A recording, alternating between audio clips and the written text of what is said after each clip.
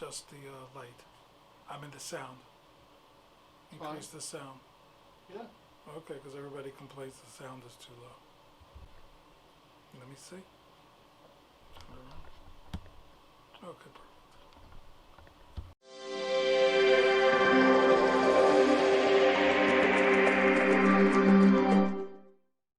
Hey everybody, welcome back to my channel. I hope you're enjoying everything that you're seeing so far, and thank you for everybody who subscribed. But for those that didn't subscribe, subscribe, and also press on that notification button so every time I do have a new video that comes up, a new episode comes up, you'll get the notification when the new video comes up. So today I wanted to discuss, today that we're filming it, we're in the middle of the month here in June, and June, of course, if you're gay, is Gay Pride Month. So usually don't I'm not a participant in the parades or anything like that. I've done my gay pride parades and went there, but nothing elaborate. I was always like, just watch the parade go by type of thing. But I wanted to tell you my story about coming out and being a gay guy growing up in the 70s and 80s, which brought me to here today. So for you youngins out there, the young gay community, the reason why we have Pride in June is because way back when, in the late 60s, well, prior to the late 60s, if you were homosexual in this country, you were bashed by the police, you were fired from jobs. The psychiatric and the medical community considered being homosexual a mental illness. If you were out and you were gay and you sometimes you were put into a mental hospital and had electroshock therapy, lobotomies, and you turned into a vegetable. So being a gay man back in the 20s, 30s, 40s, and the 50s, even in the early 60s, wasn't a picnic, so to say. It wasn't great in the 70s or 80s, but it was much better. But finally, being gay, when you're straight, you had places to go to, you had bars, you had, social places you can go without being bashed and the police come and raiding you. But if you were gay, unfortunately, you had to go to a gay bar because that was the only place that you can be yourself and feel comfortable and meet other gay men and have something in common. So what especially in the larger cities, the gay clubs were in very seedy areas, back alley type facilities, and so that's where they went. And the police would find you out and raid the place and arrest everybody because, homosexuality was actually against the law. You can get arrested and lose your job and everything else that goes along with it. So what happens is finally there was a bar in New York City, Greenwich Village, called a Stonewall, and finally the gay community had enough of it. And when the Stonewall bar got raided, the police came in and the gay community said, forget it, we're not going to take this anymore. So the drag queens, the gay men, the lesbian women all got together. Thousands of people came there and basically took the police hostage and basically beat up the police because enough was enough. And this was going on for several nights. The riots would go on, and the gay community just had enough, which comes to the first part of where gay pride marches came in, because they decided to organize and actually have a gay pride march in New York City and Manhattan. And that's where it all stems up and why we celebrate everything in June, because the uprising of Stonewall it happened in the summertime in June. Now, and then the pride festivals and the marches came thereafter. So that's why we always celebrated in June, and that's why June is Gay Pride Month. For you older homosexuals, you already know the story, but this is for the youngins out there that don't know why. It's just not a party to get together and say, hey, that's where the history is of it. And of course you can Google it as well to get more details on the players involved who basically took the gay community in the forefront and started changing the rules and things like that. Now, when Stonewall was happening, I was a little boy. I was about 2, 3 years old at the time, so I had no clue what was going on. I don't even remember it happening. I didn't know anything. I grew up in a small rural community in upstate New York, in the foothills of the Catskills, and my area was about 2 hours outside of Manhattan. So we were close to the city, but I had no clue because I was young. And my small town, the county that I lived in, and the town, the town where the county, the town that I was in, it was a small town. Typical, everybody knew one another. Everybody knew who were the bad people. Everybody knew who was sleeping, who got pregnant, who was getting divorced, who got into a fight, and that was the community. And I went to school with the same kids that I went to nursery school, to elementary, to the junior high, to the high school, and we all graduated. And the teachers knew our parents, the principal knew our parents, everybody knew everybody. So it was one of those communities where homosexuality wasn't really, there was no homosexuals. And it wasn't like today where you can go on the internet, because there was no internet. You thought that you were the only one that was different. So when I was growing up, I knew I was different. Now, I'm sure there was probably some gay people in the town, maybe lesbians or gay men, but maybe very, very few individuals that lived there. So I really did not know, because I was so sheltered in this bubble of my hometown that I had no clue. So I was brought up pretty much a straight guy in a straight community. That was my environment. I went fishing. I went skiing in the wintertime. I had a motorcycle and go-kart, and we had the woods and the mountains, so I would go hiking in the mountains and the woods with my friends. We would get into trouble and all that stuff, but I knew with all that I was different. And I didn't know the word homosexuality, I didn't know the word gay, I have no clue of it, but I just knew I was different compared to the other boys. But again, it wasn't something that I went out and said, "Hey, I'm gay," because I didn't know what it was. My grandparents, my grandmother died, so my grandfather still lived in Manhattan. So we would go to Manhattan often, quite often. We would go to the city. Like I said, it was 2 hours away. So we would go to Greenwich Village, because in Greenwich Village you had some really nice restaurants and some shops. My mother liked to get plants, and there was a plant store there. There was an art store there that we got art, and there were some really nice restaurants that we always eat, and some stores to buy clothes and things like that. So every time we went to the village, I saw gay men. And at that point already, I was getting a little bit older. I was like 11, 12 years old. And I knew the word, and I knew what gay or homosexuals were. But every time I saw a homosexual, there were two types. Either they were very feminine, they were preppy, it was called the Christopher Street look, where they had the bob on the hair on the one side, the collar up. They were wearing either Ralph Lauren or an Izod shirt with the collar up, and they wore either tight jeans or white pants with loafers, and they were very feminine. Or the other type was, they were muscle guys, but dressed in leather with the handlebar mustache, with chaps. Some of them were feminine, but dressed up as leather guys with the hats and the whole thing. And I would look at these guys and I would say, well, I'm not like that at all, because I'm not feminine and I'm not into leather. So I always thought that maybe I was going through a phase because I wasn't like them. And to me, at that time, I stereotyped what a gay man was like, because to me, a gay man was either feminine, or you dressed up as a leather type daddy with the mustache and with the leather hat. I didn't know the meaning with the leather hat and the whole leather community. I had no clue what that was about. I just thought it was a fashion statement that guys just like leather. So I had no clue. But again, I knew I was different, and it wasn't something I was coming out to my friends or anything else like that. So as we got older and I started going into high school, there was a girl that came into town. Her name was Karen.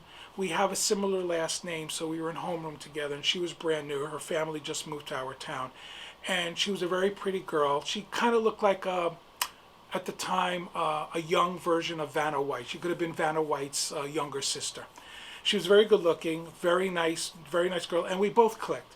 So I was her first friend, and we hung out together, and she was a very, very nice girl, and everybody thought at one point we were dating, and I didn't say anything because, she was a nice girl and she was good looking, but I was checking out all the boys in the school and the cute boys of all different ages, so that were where my eye was. But again, act on it. I didn't do anything because, again, I didn't know how people were going to react, because back in the 70s and now going, when I was in high school, it was already in the early 80s. I just knew that, I didn't want to get gay bashed. I didn't want to, because still, neither know, the gay community came a long way since the late 60s, early 70s, with the Stonewall riots and all that other stuff, and the laws have changed. The cops were still bashing gay men. You can still get fired from your job. The community wasn't all for gay people, and it was not something that you just went around proudly saying that you were gay. So, and again, there was no outlet because we didn't have Grindr, we didn't have social media like we have today. And again, in my small town, we didn't have a gay bar, so I was the only one, and I had no outlet, and I didn't know anyone. So I continued to think that I was in a phase. As we went into high school already. The boys, start reaching puberty, and the boys are starting to dating girls. And I was popular in high school. I was very involved with chorus from ninth grade to 12th grade and the musicals. But at the same token, I wasn't a sports person, but we all kind of like got together. Since it's a small school in a small town, we all knew each other. But again, the boys were starting to talk about girls, and she's an easy girl and she gives great head and all that other stuff. And to me, I would just sit back and go, oh, okay, yeah, she has pretty hair. Oh, I like her shoes. So I didn't know how to handle that, because that was something that I just didn't know. But I had two good friends. Out of all the group of friends that I had, they both happened to be named David. So it was like the 3Ds, David, David, and David. And it was great because when I was around them, I can feel myself. I didn't tell them I was gay, but they didn't talk about girls and getting laid and having sex with girls. We talked about other things like movies, current events, what was going on in school, and gossip and things like that. So we didn't really talk about girls, which I felt comfortable because I thought either both of them were gay or one of them was gay. And I was hoping that either both or one of them were gay, because then this way when we graduate high school, we can share each other's stories and be comfortable with being gay. But that didn't happen. So anyway, so what happened was, going through high school, I was already now, I accepted the fact that I was in the closet. I knew I was gay. I knew I was different. I didn't act on it. I didn't have sex with any guys. I didn't do anything. I was just that guy. And what happened was, when I was in 11th grade, there was a boy that came to school. His family was new in town, and he was a very feminine gay boy. And he was in 9th grade, and I was a junior in high school at this point. And he got beat up really, really bad. Everybody teased him. He only lasted a week, and I don't know what happened to the family. I don't know what happened to the boy. I didn't get to know him.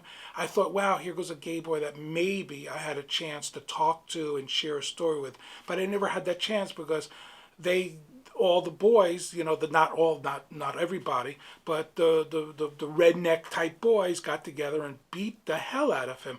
And the next thing you know, the kid disappeared. I don't even know what happened to his family or what ever happened to him. And then I realized, you know what? I'm not coming out of the closet or saying anything to anybody, because I wasn't going to be beat up. Especially, I was a popular kid in school. That was something I wasn't prepared. So I figured, I'd keep my mouth shut and wait until I graduate. So I just waited, I laid low, and then when I became a senior in high school and everybody was deciding to go to college, they were taking the SAT test, I decided that, I laid low. I just became an introvert. I did my thing in high school as a senior, but I knew already I was gay, and I knew that it was time to figure out my life and come out and accept my homosexuality and figure out, where I fit in the gay community. Because again, up until this time, I still thought that I was going through a phase, because either you were feminine or you were a leather daddy type of guy. So I wasn't sure where I fit into the gay community, and I had that stereotype, but I wanted to get out in the world and discover what's going on with me. So I figured I want to wait until I graduated high school. So I graduated high school, and I stayed in my hometown because we have a local community college. And the girl that I just told you about, she also went to the same community college I went to, and a couple of other guys from my high school went to the same community college. But the great thing about the community college is that we had all kinds of boys and girls, new faces. It wasn't boys and girls that I went from nursery school to elementary school to junior high to high school and graduated with. These were boys and girls from all over the United States. Most of them from Long Island, Pennsylvania, Chicago area, Connecticut area. So it was very fascinating to see a whole new fresh of group of guys. And at this point already we were like 18, 19 years old. So we were graduated, and and I was very intrigued by all the different types of guys that were. Now, of course, I was still in the closet, and I didn't know who was gay or not gay.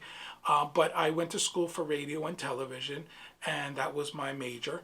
And the first day of class, I saw that there was this cute guy. His name was Scott. And Scott, I sat next to. He was like we were both like 18, going on 19, I guess. And he was like a punk rocker type of guy, very edgy. He had earrings in his ears, and he had a nose ring, but cute. I thought he was cute. And he was very edgy, and I liked that, so I sat next to him. I didn't know, but the professor matched us up into groups because we had to team up for projects for the radio and the television station. So, of course, I'm sitting next to this guy named Scott that I think is cute. So we were matched up together, which I was elated because I thought he was cute. I didn't know anything about him or anything else like that. So I started to hang around with this guy, Scott. And when college started, my mother came here to South Florida because we would vacation here to South Florida a lot because my sisters lived down here. And so my mother left me alone.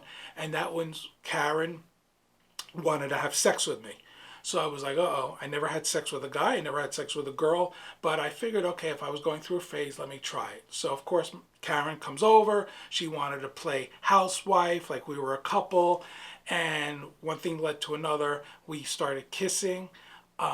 I guess I'm a good kisser. She really liked how I kiss, but that's where it ended because then, she was trying to feel me up, and I wasn't responding to her, and she realized that it wasn't happening, and she felt very angry and upset. I thought that she was ugly. And at that point, I was going to tell her that I was gay. I was this close of telling her that I was gay, but something told me not to say anything. And she ran out of my house really upset and crying. And because of that incident, our relationship, she stopped calling me. We stopped hanging out. We saw each other in college, but then she started hanging around with another group of people, and she started being friendly and partying with them. And then I had my group of people from the radio and television classes that I was hanging out with. So it kind of put like a little strain. I don't know what was going through her mind, but I figured, you know what, let me give her space. A couple of weeks thereafter, my mother comes back from Florida, and everything was back to normal. I was going to school, but then Scott, and I was angry at myself for a couple of weeks. I was very angry because I was like, why can't I have sex with a girl? What's going on with me? I thought I was going through this phase. I wasn't sure if I was gay or not gay. I was very confused. So Scott, it was a Friday, and Scott was like, hey, Scott was from Long Island, so since he was from Long Island, the college had apartments were kind of like dorms. So he was like, hey, a group of us are getting together. We're going to smoke some weed and drink some beer. Do you want to come over? So, of course, I thought Scott was cute. So, of course, I was like, yeah, sure, no problem. So it was Friday night. So I go over to his dorm, which I knew where it was. And we started partying. And I didn't really smoke weed back then. And I don't like beer. So I brought a bottle of vodka and Coca-Cola with me. So they were like, yeah, dude, man, David's a cool guy. He brought rum, and somebody at least brought some hard liquor. So we were drinking, and I guess we were just hanging out, watching movies. What I guess a typical 18, 19-year-olds do. They were smoking weed, drinking beer, and sharing in my rum and Coca-Cola. And we were having a good time. And it was a group of boys that were really hot. I didn't know if they were gay, straight, bisexual. I didn't know. But let me tell you something. These boys were really hot from Long Island. And I was like, oh my God, I thought I died and went to heaven. So they all left, the party was over, and Scott was like, hey dude, you want to just, hang out? And I was like, yeah, you want to stay? So of course I thought he was cute, and I was like, yeah, sure, why not? I didn't think anything of it, and before one, all of a sudden, the next thing you know, Scott made the move on me, and I felt everything natural. It was the first time I ever had sex with a guy before. I was nervous inside, but on the outside, I was cool and calm. But I knew naturally everything came to me like everything was natural. I felt very comfortable, and we had sex. It was great. It didn't last that long because I was so excited that, it wasn't like an all night thing. And by 4 or 5 o'clock in the morning, I got back in my car to drive back home. And from his dorm to my house was about a 15 to 20-minute drive. So that time I was just so wide awake. I was excited, and I knew right then and there I was gay. And that night I couldn't even sleep. I mean, I was up all night because I was so excited and so happy. And I was like, wow. But at the same token, I knew right then and there I was gay, and it was time for me to move. And I decided right then and there, it's time for me to drop out of college. I knew South Florida very well. I decided to move to South Florida, pack up my bags, leave, and start a whole new life. So with the help of my mother, we got an apartment. I moved here to South Florida. I was supposed to continue my schooling, but I ended up becoming a waiter in a very upscale seafood restaurant, and I got hired. And of course, the waiters and the waitresses there, they were all like, "Oh, you're gay, you're gay." And I was like, "I'm not gay. How dare you?" So they hired another guy. His name was Chuck, and he was gay. And then Chuck was like, "Hey, I hear that you're gay." I was like, "I'm not gay." So Chuck says, "Oh, come on, I know you're gay." I was like, "Okay, I'm gay." So I kind of came out of work, and everybody's like, "We knew you were gay," but I never been to a gay club. And Chuck just moved to South Florida, so he's never been to a gay club down here. So we decided, Chuck and I, that we were going to go, and we were going to go to our first gay club or a gay bar. And the place that we decided to go to, because it was close to our house, was called the Boardwalk. Now, for those that vacation down here in South Florida, the Boardwalk exists, but it's in Fort Lauderdale. But back then, the Boardwalk was in business in a place called Sunny Isles Beach in North Miami Beach. And what happened was, it was basically a hole in the wall. It was just a door, and it was in a strip mall, and this door just had Boardwalk on it. But the store next to it was a Payless shoe store. So back then we didn't have GPS. You had to take the address down, and in your car you had to look for the address on the door, and we couldn't find it. We couldn't find where this, and I was just like, so Chuck was like, "Well, that's the address." I said, "That address is the Payless shoe store." I said, "What do they do? They closed down Payless shoe store and they turned it into a gay bar?" I go, that's crazy. But with careful looking, we saw the door that said Boardwalk, and we're like, "Oh, there it is." So we parked the car, we got out, and we go through the door. And the Boardwalk back then was a very small club. And and just like today, it's a stripper club with dancers and drag queens in there being the host. And when you walked into the Boardwalk, when you walked in the door, right there in the front, there was a spotlight that was right on the stage, on the dancer, and to the right was the drag queen. So once you walked in the door, you were part of that spotlight. And I remember the dancer's name. His name was Rambo. And I guess we weren't regulars, so the drag queen goes, "Hey everybody, we got fresh meat that just walked through the door." And of course the spotlight goes on Chuck and I just wanted the floor to open up and just swallow us whole. But we went in, and we went to the bar, we ordered some drinks. The owner of the bar, who's still the owner of the bar in Fort Lauderdale, he came up to me, and at that time I was 19, I was young, I was good looking. He wanted me to dance in his club, so he was giving free drinks. But I was like, thank you for the free drinks, but it's not for me. But that night was very special to me, because that I realized my stereotype of the gay community was crashed. Because in the Boardwalk, there was all kinds of different guys there.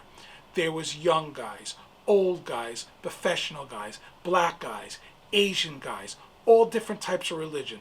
Guys that were cross-dressers, boy next door, college jocks, to 80-year-old men sitting there putting dollars into the dancers.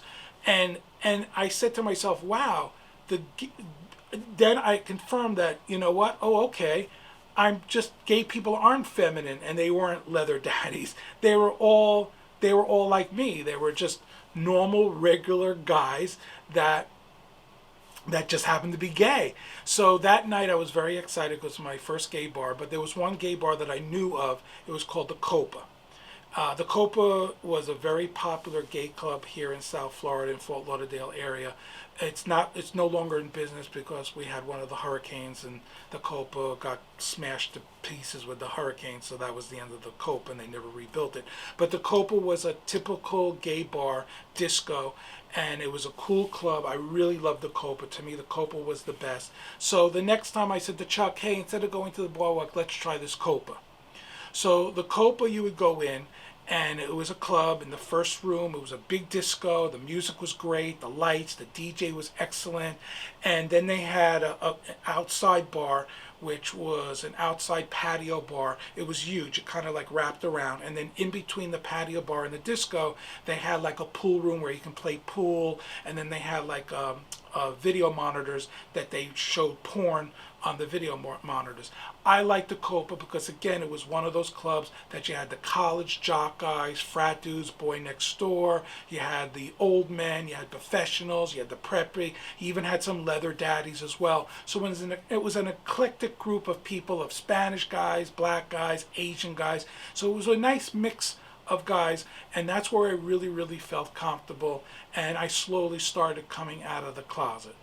So as I was going out to the gay clubs and I was getting comfortable with being gay, and I already knew I was a gay guy, and there was all different types of guys out there, my mother decided to move down here to Florida, so of course she moves in with me. And that's where the coming out came in, because I was out down here to the people down here, but not to my family. And when my mother came down here and moved down here with me, she saw that I wasn't going out with girls, and I was going out, and all my friends with boys. And I guess it's mother's instinct that she kind of knows that maybe her son is gay. So my mother asked me. She kept on bugging me. And I told my mother, yeah, I'm gay. So I came out to my mother. She cried, freaked out for about a couple of hours. And then after that, she accepted my homosexuality. She called up my two older sisters. And yeah, and everybody knew I was gay. So they knew it, but I was in the closet the whole time. So my mother asked me, why didn't you, come out and say something when you were in high school? And I gave her my reasons. I didn't want to be gay bash, and I didn't know how, how I was going to be treated. So I waited until I came out of high school and moved down to Florida. But so I had a really good talk with my mother, and again, now I figured I came out to my mother. I just, if anybody asks me if I'm gay, yes, I'm gay. I told my two best friends, David. They didn't care one iota. I was the same David they knew that we grew up with. So my friendship with them is still, to this day, after all these years, I'm still friends with my two friends, David. They really don't care who I sleep with, if I'm gay, I'm straight, I'm what. They don't care. I think they're most amazed because I'm in the adult video business opposed to being gay. But anyway, that's another story. So my point is, the reason why I want to do this video is, my point is, I know right now, as I'm filming this, our country's in turmoil. We have the black community that they're protesting, and I know the black community in the United States and all over the world, they've been bashed by the police. And I just want to say that anybody that's watching this, the gay, and I'm not comparing, but the gay community also has been bashed by the police. And we also have, even today, and even though things came a long way, now we have gay marriage, it took years and years and years and years to get gay marriage approved. And even today, we're still seeing backlash of that, where people are still not having, they're still not having gay people the full rights. There's a tolerance, but there's still a prejudice against gay people when it comes to housing. Even our current administration right now, he's trying to reverse everything for gay rights and transgender people and things like that. So it's been challenging over the generation, the years, being a gay man or being in the gay community. And grant you, my journey may have been an easier one compared to others, but still, being part of the gay community, we still have to watch our back. and we have to stand up for our rights. And also, just like the black community, we're in deep with that, with the police and the gay bashing and people that hate us, and we have to be careful where we travel within the United States, because being gay, some parts of the United States, they don't accept gay people, just like they don't accept black people in certain parts of the country. So it's challenging, and I get what's going on today, but the gay people have to stand strong and also promote and help the black community as well, because we're all in the same boat together. And that's how I look at it, because we're all in that same boat together, where we're getting the raw end of the deal. So if you like my story, please share your story of your coming out down below in the comments section. I would love to hear your coming out stories and what you think about the gay rights and the gay community, and how far we came along. It seems now the gay community is a lot more accepted than compared to the 60s, the 70s, the 50s, all the way up now. We're in 2020, so I noticed the gay, we're being a lot more accepted, but still, there's still a long ways to go for civil rights and sexual rights in this country. But anyway, tell us leave your comments. Let me hear your feedback on my story, on my journey being a gay man. And I put down below your comments, and I would love to hear your stories and share your stories with us, because I'm always fascinated to hear others and what their journey was like. And again, if you like my channel, please subscribe, and don't forget to hit that notification button.